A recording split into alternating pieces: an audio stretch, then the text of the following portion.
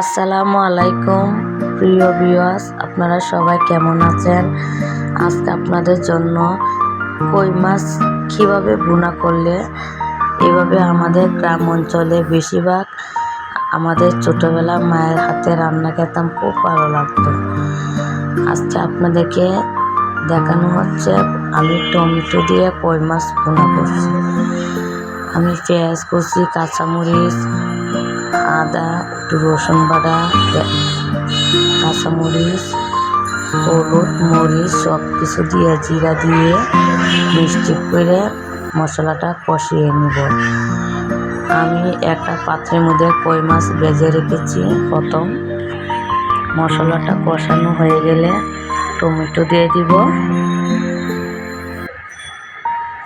ভালো করে টমেটোটা কষানো হয়ে গেলে মাছগুলা দিয়ে দিব, ভেজে রাখছিলাম। কিছুক্ষণ পরে ঢাকনা দিয়ে ঢেকে দিব। কিছুক্ষণ পরে হয়ে যাবে, আমি ধনে পাতা দিয়ে নামিয়ে ফেলব। আপনারা যদি আমার ভিডিওটা ভালো লেগে থাকে তাহলে অবশ্যই দেখবেন। আরও নতুন ভিডিও বানানোর জন্য আপনাদের কাছে আমি শেয়ার করব।